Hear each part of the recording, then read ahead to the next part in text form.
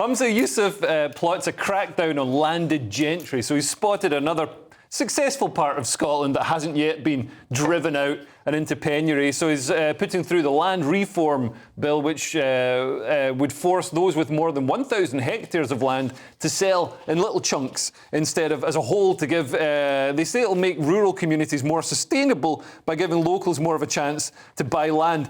But for me, as somebody who used to work in the rural economy, I used to work as a grouse beater and you know, do other things in the countryside, because my dad's a gunsmith and I grew up on the grouse moors.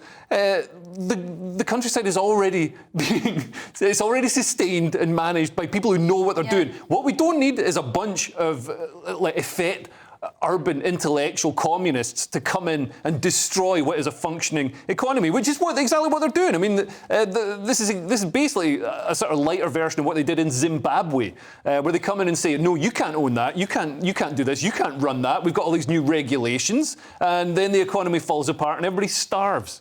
I know, but it is incredible. There's essentially 1,000 people who pretty much own 70% of Scotland.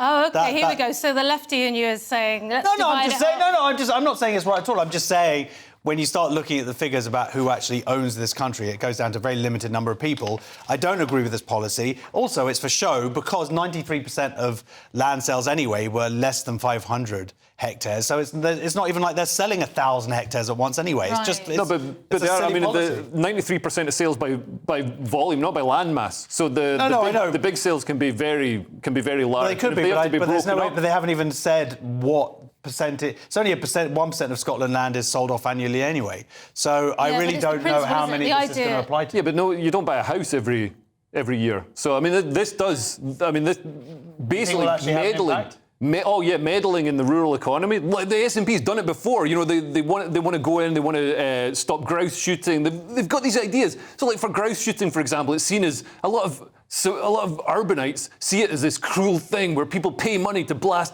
birds out of the sky. And yeah, that's one way of looking at it. Another way of looking at it is, where do you think your food comes from? Like, you think, you know, basically when food is killed, it's killed. Yeah, you got some guy in a warehouse, some disinterested minimum wage guy hitting a calf in the head with a plank. Like, well, yeah, I mean, that's a great point, isn't it? Shooting small things where you can see the whites of its eyes is completely different to mass farming. The grouse leads a natural life, like free from all these chemicals and free from being intensively reared, and you know the environment has to be maintained, and doing that provides. Well, it's not a bullet; it's shot, because you can't shoot them with a rifle.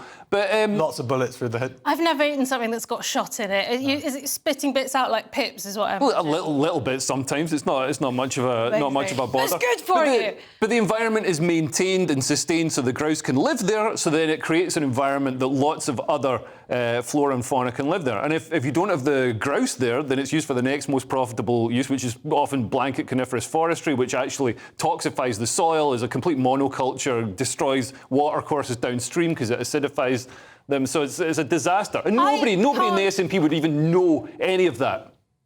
I'm amazed. I can't believe you're not best friends with Chris Packham. That is stunning.